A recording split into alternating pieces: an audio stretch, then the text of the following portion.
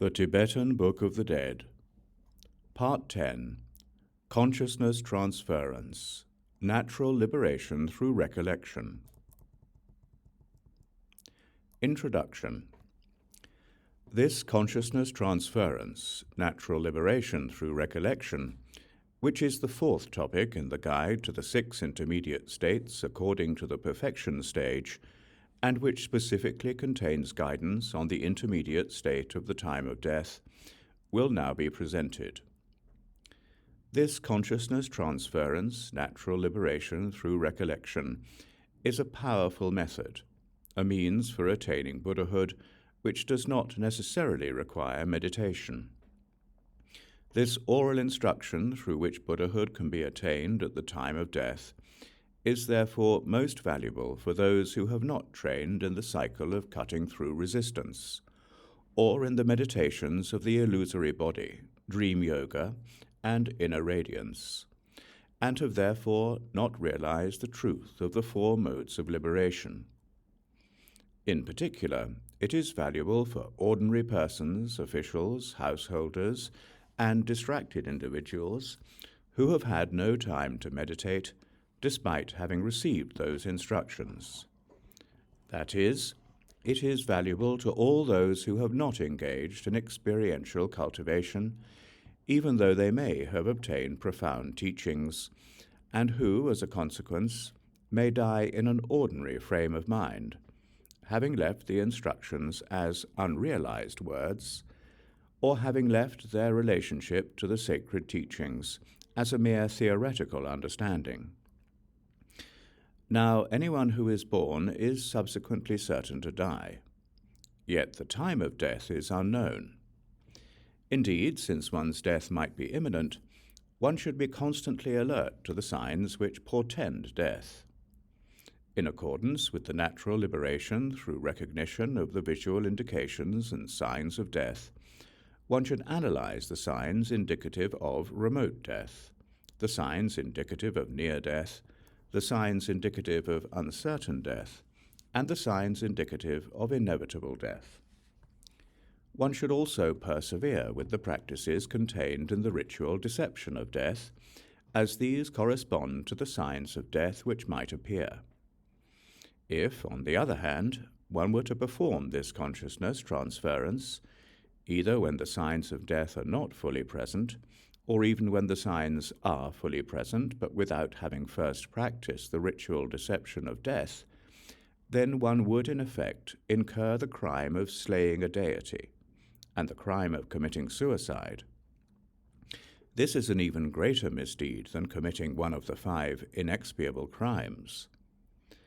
Thus, it is essential that one should perform the general and specific ritual deceptions of death, whichever is appropriate, 3 times or as often as required, in accordance with the natural liberation of fear through the ritual deception of death. If, despite having performed the appropriate ritual deception of death on 3 occasions, the indications of death are unaltered, this demonstrates that death is certain to occur. It is at this time only, therefore, that one should begin to engage in the actual practice of consciousness transference. Since it is said that this practice may confer higher rebirth or liberation, even on one who has committed the 5 inexpiable crimes, the timely application of consciousness transference can be of extremely great benefit. Training in consciousness transference. The practice of consciousness transference has 2 aspects, namely training and the actual application. First, with regard to training. Just as, for example, when a man faces the inevitability of the arrival of an external foe, before his enemy approaches, he will prepare armor, weapons, and arrows, and train in the arts of warfare, but only don and apply these when the enemy actually arrives and strikes. So, in this context, the training takes place before the indications of death have arisen. Since one does not know when one will die, training should be undertaken from the present moment, for it is essential that one is able to complete the actual application of consciousness transference successfully when death becomes certain. Now, the training in consciousness transference may be undertaken in two contexts. At times when general guidance on preliminary practices is being given, or when specific guidance on consciousness transference is being given, whichever is appropriate. As found in the preliminary practices of the general guidance, one should reflect upon the difficulty of obtaining a human form endowed with freedoms and opportunities, conducive to practice, and one should reflect on the sufferings of cyclic existence, and develop an attitude which is disillusioned with cyclic existence and desirous of renunciation. Furthermore, even though one has obtained the above freedoms and opportunities, which are difficult to obtain, one should always, from the depths of one's heart, remember death, which is never far away. Then, sitting on a comfortable seat in the posture of the bodhisattvas, one should, in the following manner, close the orifices of the body which lead to rebirth within the cyclic existence. The body should be upright and erect. The hands should cover the knees, forming the earth-touching gesture, and the shoulders should be drawn upwards. Then, in one's own heart, one should visualize an azure blue syllable Hom, blazing with light, from which a single syllable Hom breaks away and descends to the rectum, precisely blocking the orifice through which the hells are entered. Another syllable, Hom, breaks away and descends to the orifice of procreation, thereby blocking the entrance to the realm of the anguished spirits. Similarly, another syllable, Hom, breaks away and blocks the entrance to the world of animals, which is in the urethra, while yet another syllable, Hom, moves to the navel, and others to the mouth, the nostrils, the eyes, and the ears, each one precisely blocking its respective orifice. Then, on the crown of the head, one should visualize that the crown fontanelle is blocked by a downward-facing white syllable, Ham. Further, one should visualize the central channel in the middle of the body, straight and erect, with a yellowish-white luster, like a taut, air-filled sheep's intestine, with its lower extremity extending below the navel, and its upper extremity extending to the crown fontanelle. At the lower extremity below the navel, at a focal point where the three main channels converge, one should visualize a brilliant white seminal point, which is the essence of awareness, radiant and clear, breathing rhythmically, continuously pulsating, and on the verge of ascending. In the space above the crown of the head, one should visualize one's spiritual teacher, seated, full of joy, in the form of Vajradhara. Then one's bodily weight should be drawn in and concentrated upwards, and the rectum forcefully closed. The eyes should be turned upwards, the tongue lifted to rest along the upper palate, and the hands firmly placed in the fist gesture, with the thumbs pressing down on the bases of the fourth fingers. Then, from below the navel, the seminal point is moved forcefully upwards, and through the engagement of speech, it is elevated with the support of guttural gasp, pronounced as he ka. Through the force of the vital energy below, the seminal point is unable to resist being accelerated upwards through the central channel. By this method, it is moved upwards with 7 he-ka gasps to the navel. Then, with a further 7 he-ka gasps, it reaches the heart. With a further 7, it reaches the throat, and with a further 7, it reaches the space between the eyebrows. Then, uttering he-ka a final time, the seminal point makes contact with the syllable ham at the crown fontanelle, after which one should visualize that it spins downwards again and comes to rest below the navel as a white diffusion. rest in that state for some time.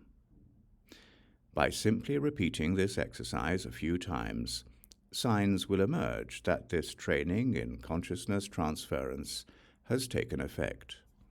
A sensation of warmth will well up at the crown fontanelle, and there will be sensations of prickliness, irritation, numbness, and swelling, while the crown of the head will seem to become supple and numb, and serous fluid, blood, and so forth will emerge at the crown fontanelle. When this occurs, the spiritual teacher should carefully examine the crown fontanelle. A peacock feather or stalk of grass should be inserted into the fontanelle so that it settles into the fontanelle.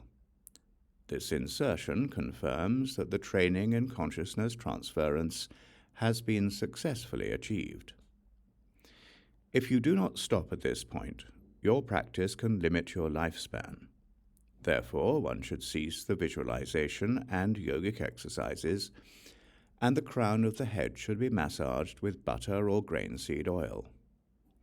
If, on the other hand, the signs do not appear, the seminal point should be moved upwards many times by vigorous effort until the signs eventually do emerge.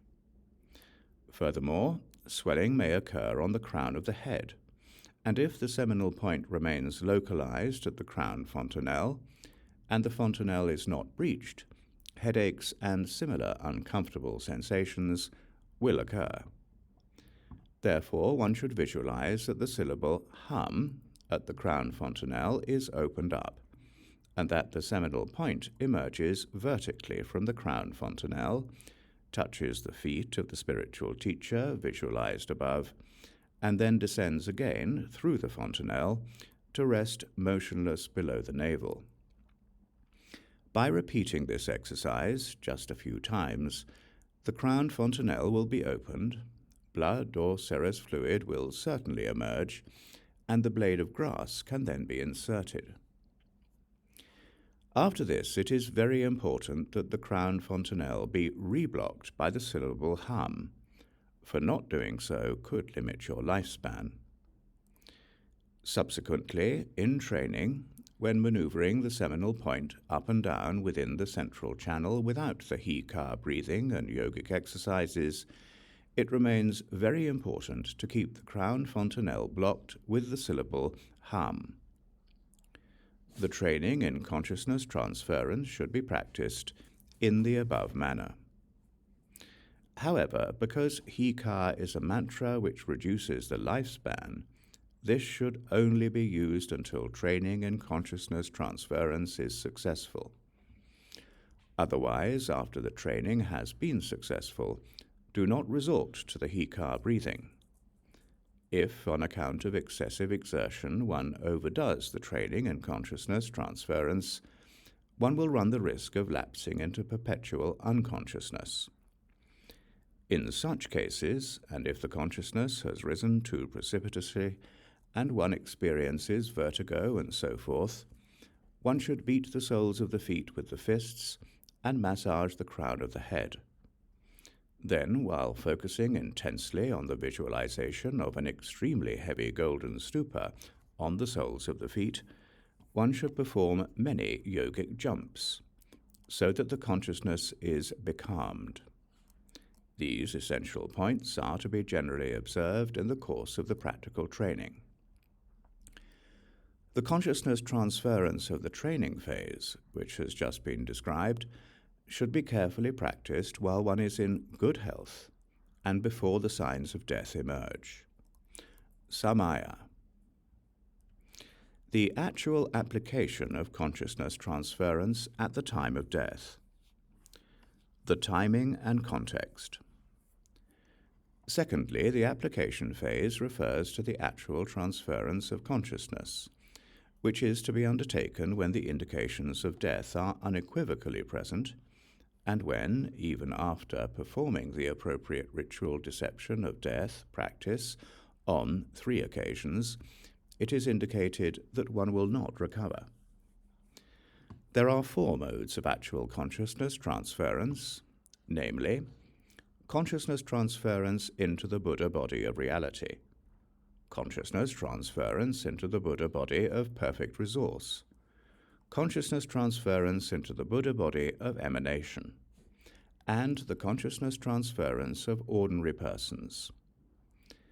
Concerning these, it is said in the root verses of the 6 intermediate states, "Alas, now as the intermediate state of the time of death arises before me, renouncing all attachment, yearning, and subjective apprehension in every respect, I must undistractedly enter the path on which the oral teachings are clearly understood, and eject my own awareness into the uncreated expanse of space.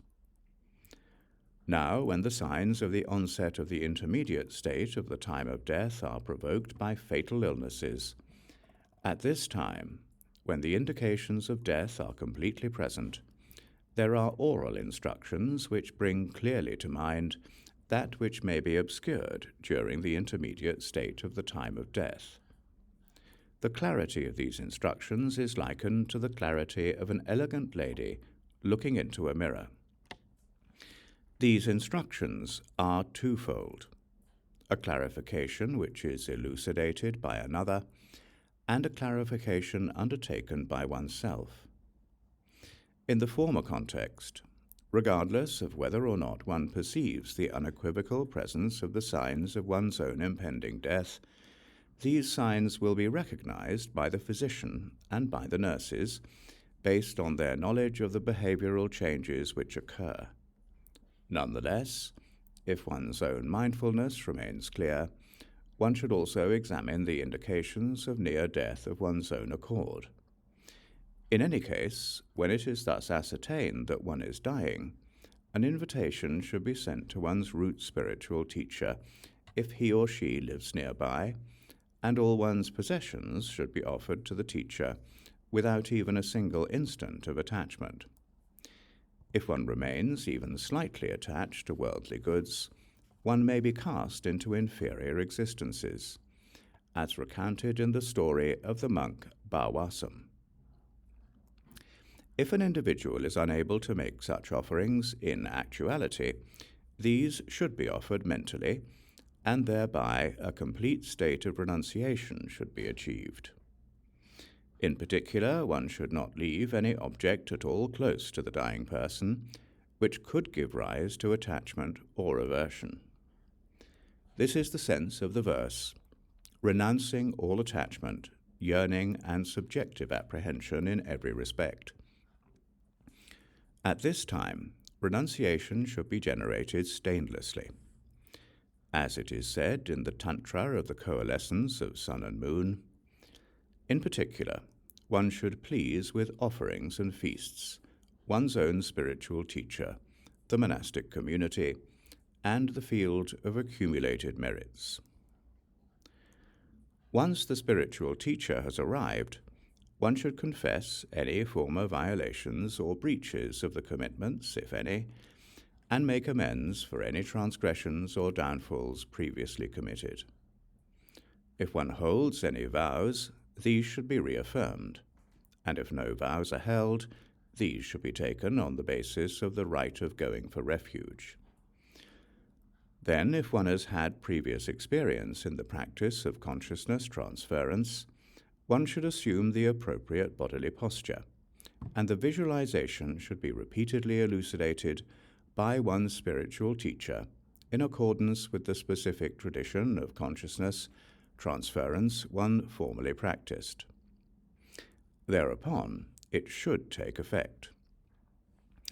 As an indication of success, as soon as one has expired, the signs that this transference has been effective, such as blood or serous fluid appearing at a swelling on the crown of the head, will certainly emerge. If these signs do emerge, there will be no need to elucidate the intermediate states. But if they do not appear, the spiritual teacher should place his or her lips close to the ear, or else place a bamboo reed or a hollow tube of paper close to the ear, and through it slowly elucidate the verses describing the intermediate states in succession, starting with the intermediate state of reality or inner radiance, in accordance with the liberation by hearing. If this is done appropriately, it is certain that these instructions will be effective. The reason for their effectiveness can be illustrated as follows. If, for example, a powerful king were to dispatch a message through a reliable person, it would be impossible for that person to forget the message. He would communicate it absolutely, fearing that royal reproach would ensue if he were to forget. Similarly, in this context too, fearing the abyss of the lower existences, one will certainly retain the instructions in mind, and thereby achieve certainty as to the nature of the intermediate state of reality. If one's spiritual teacher is not present, the elucidation should be made by a spiritual friend holding the same teaching lineage as oneself, or else by a fellow spiritual sibling whose commitments have not been dissipated and whose view and conduct are sympathetic. It is said in the Tantra of the Coalescence of Sun and Moon, at that time, the oral instructions of the spiritual teacher should saturate one's mental continuum. These truths should be repeatedly elucidated. The elucidation should be made repeatedly by a spiritual teacher, spiritual friend, or by a fellow spiritual sibling. Such is the form of the clarification which should be made by others who are caring for a dying person. Secondly, the clarification to be undertaken by oneself at the time of one's own death is applicable in cases where the spiritual teacher and fellow students have not gathered together, or where one dies alone in a hermitage, or when one already has a refined experience of consciousness transference and does not require an elucidation to be made by others. In such cases, one should bring clearly to mind the practices which one formerly experientially cultivated. Consciousness transference into the Buddha body of reality. Now, if one is a person who has some understanding of inner radiance, who has cultivated the view of emptiness and encountered it directly in one's own awareness, the consciousness transference into the Buddha body of reality is the supreme method. Thus, when this is undertaken, one should first ensure, as above, that one is completely without a single possession which could generate attachment or aversion. If one is capable, one should secure one's body in the 7 postures of Vairochana or sit upright. If this is not possible, one should lie on one's right side with the head pointing north and repeatedly think, "Now that I am about to die, how fortunate am I to be able to effect the transference of consciousness based on a profound instruction such as this, while in the 3 realms of cyclic existence in general, and in particular in this degenerate age.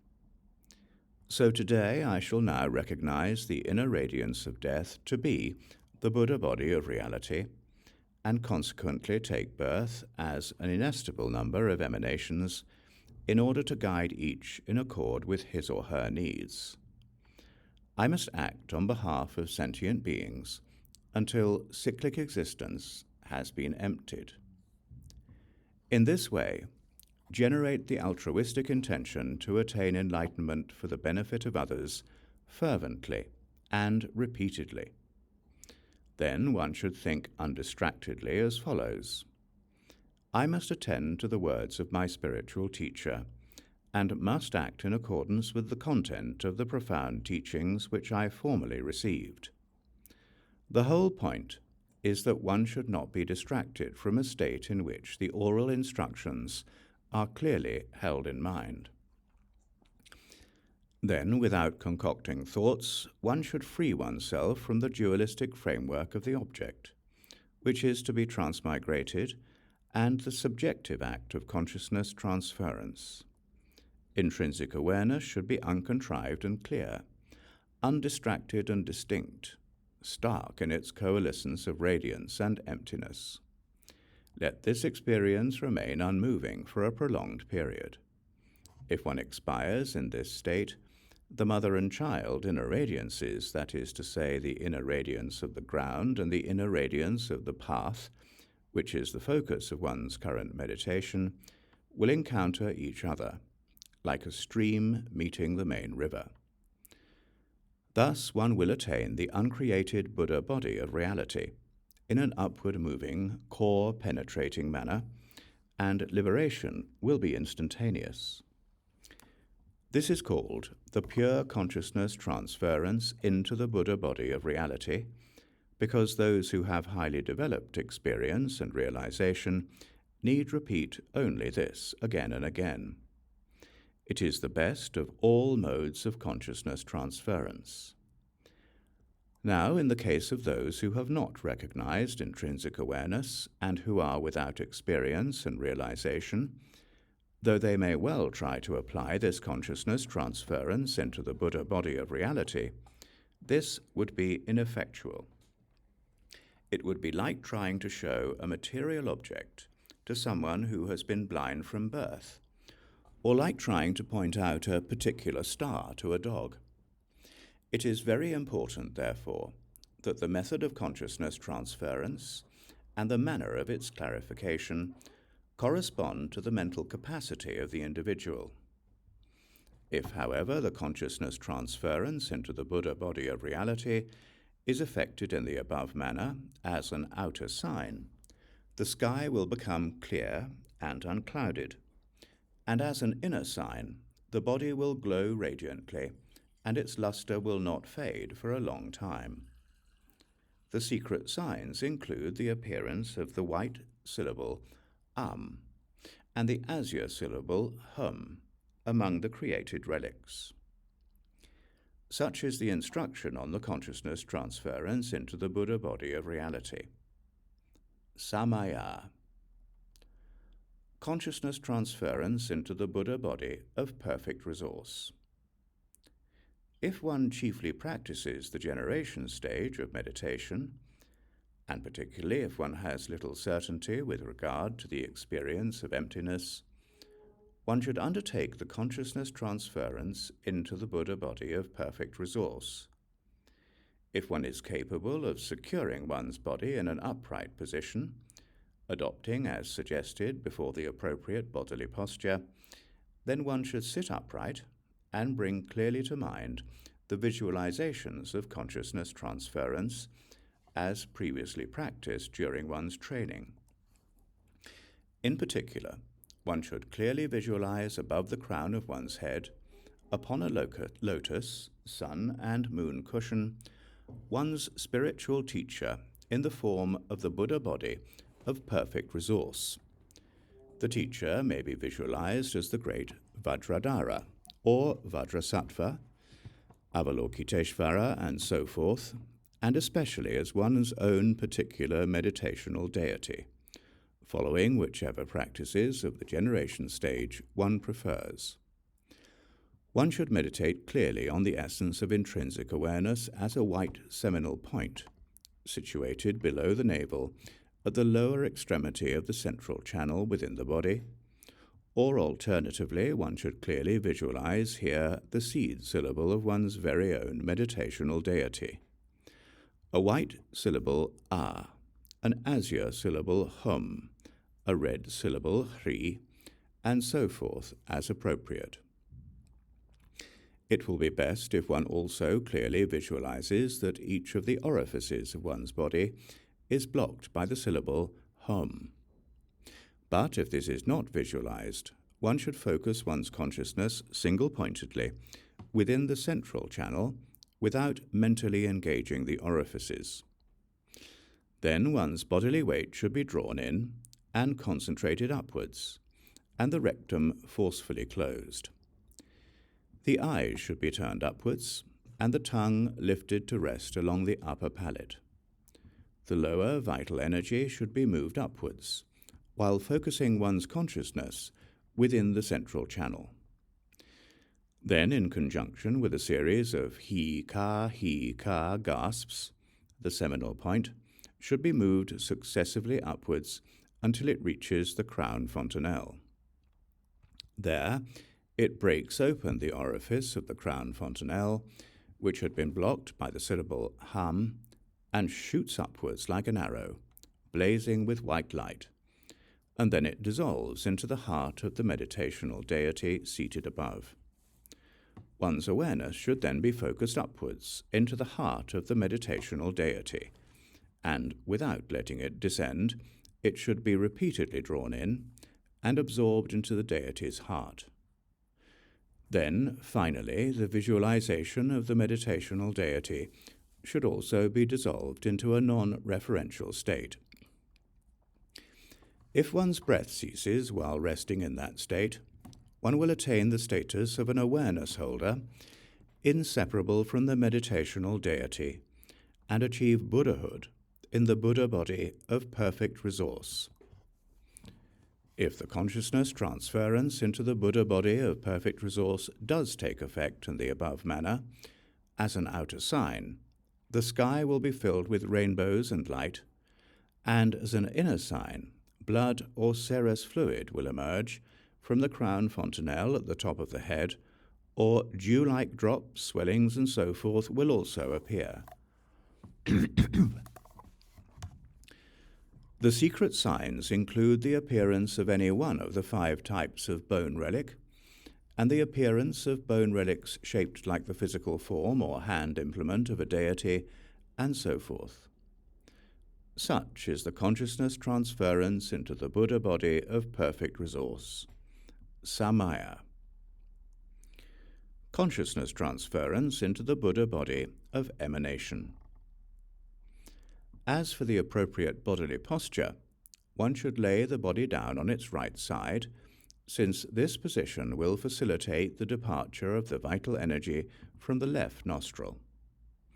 Then one should request that a statue, relief, or drawing of the Buddha body of emanation be placed in front of oneself.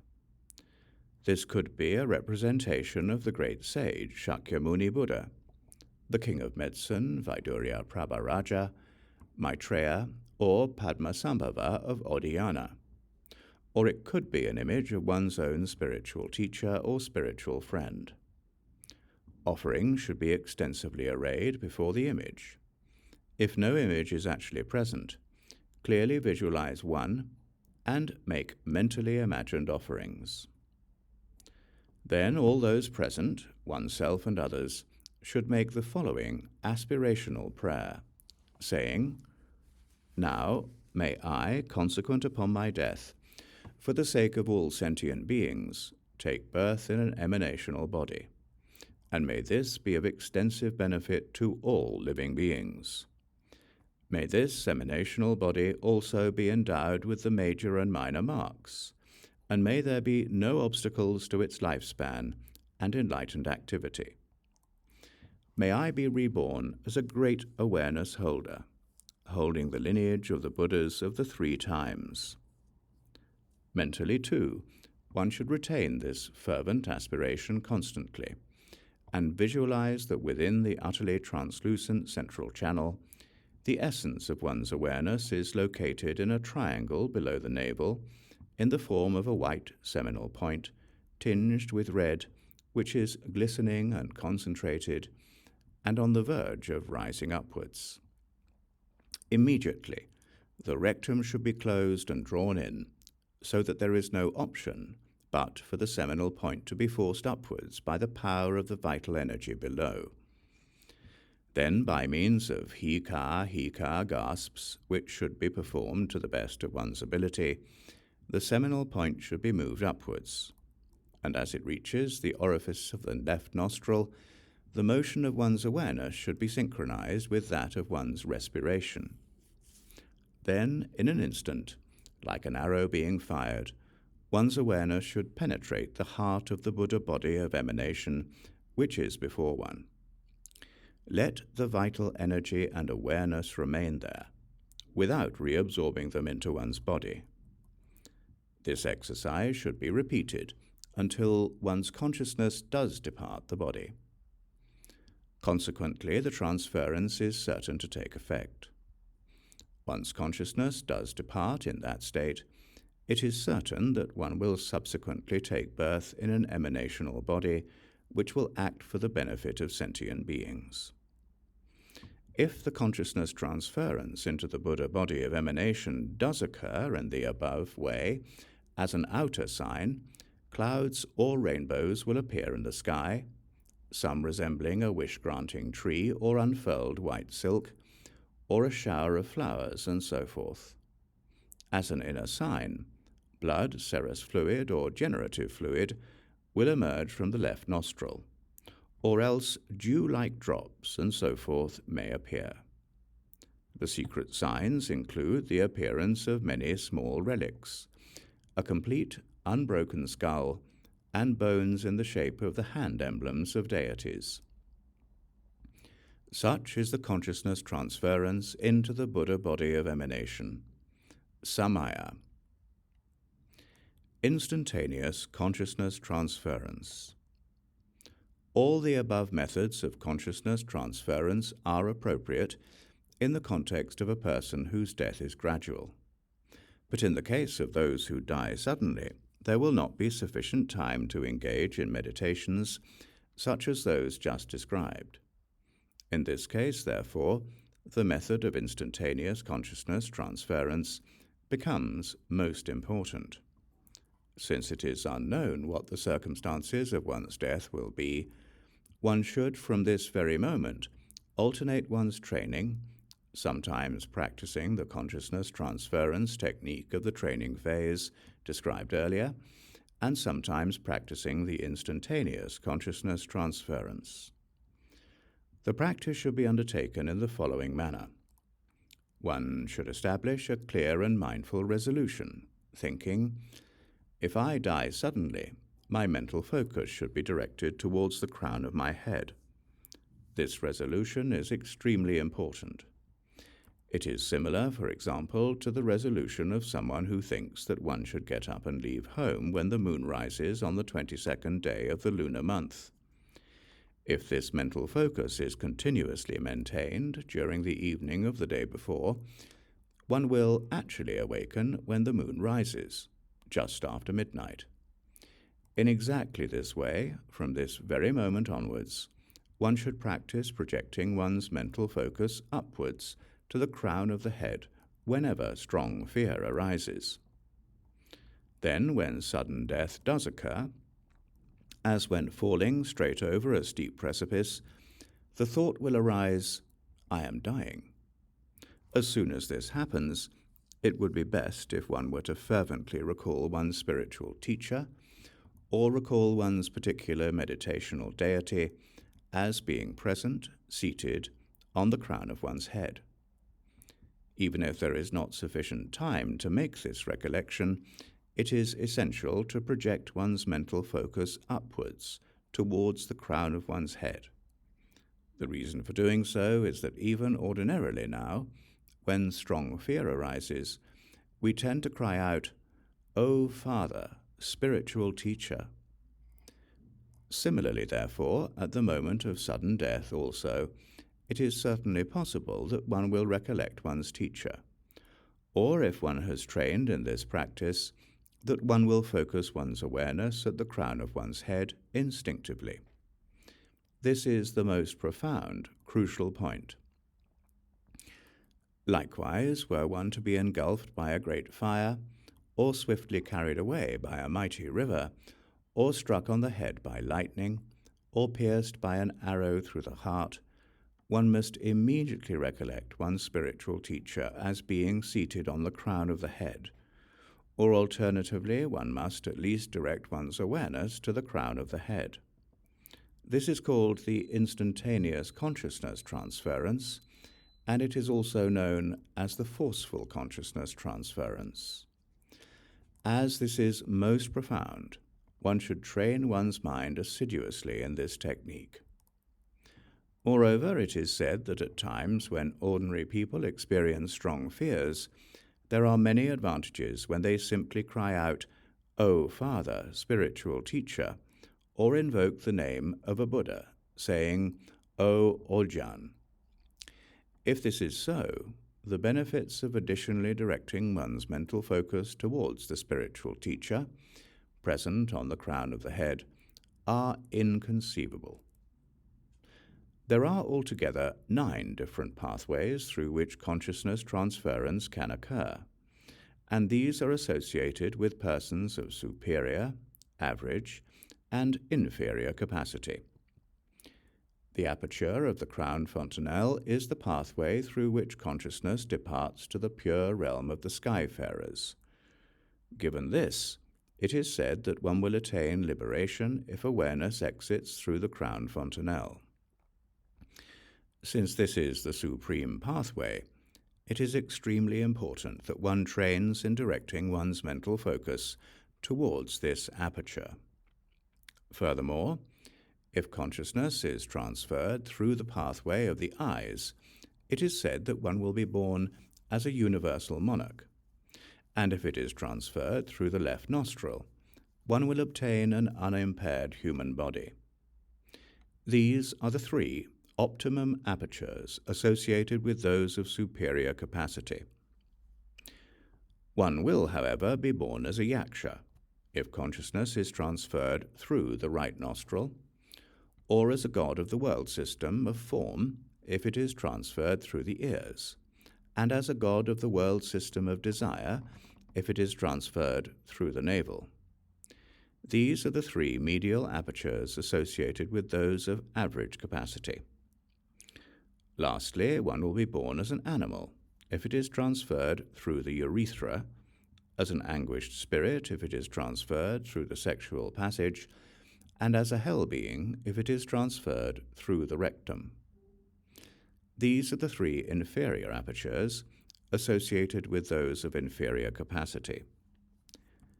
Given that there are such very great consequential differences between the various apertures through which consciousness transference may occur, there will be inestimable benefits in directing one's awareness to the crown of the head at the time of death.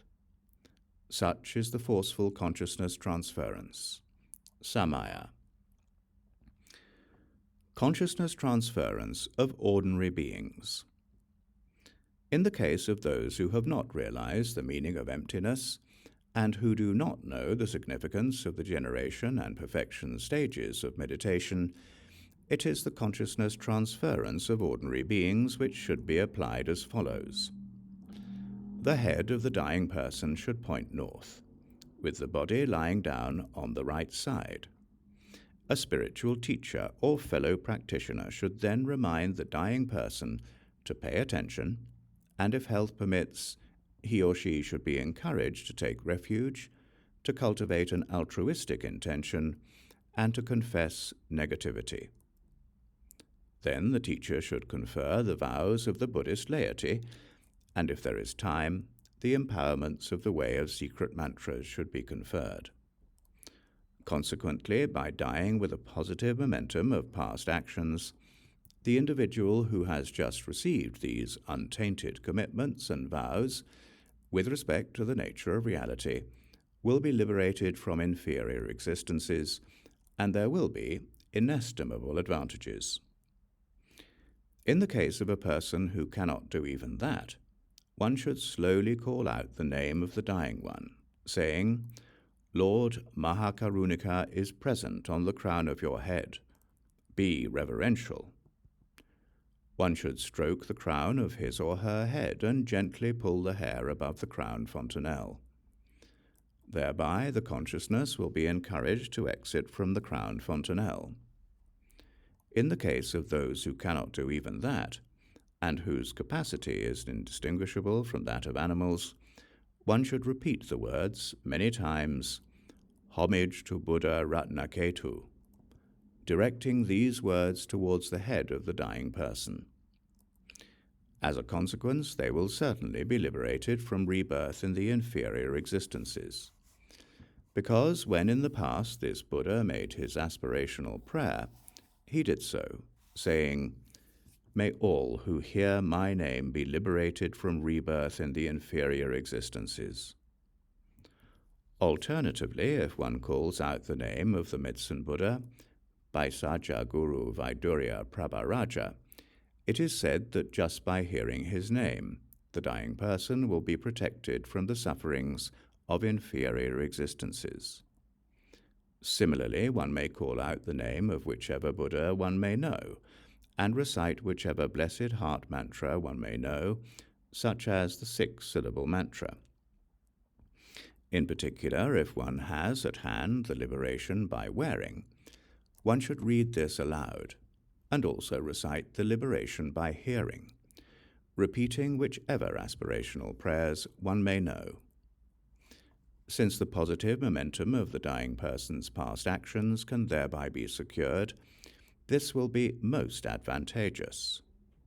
In the worst cases, it is said that simply by dying with the body lying down on the right side and the head pointing north, that person will not proceed into inferior existences. Conclusion. In summary, since it is essential that all the advantages that accrue from practicing the teachings should converge at the time of death, it is extremely important to become skilled during one's lifetime in the process of dying. This completes the guide to the intermediate state of the time of death entitled Consciousness Transference, Natural Liberation Through Recollection. Samaya Ja Ja Ja.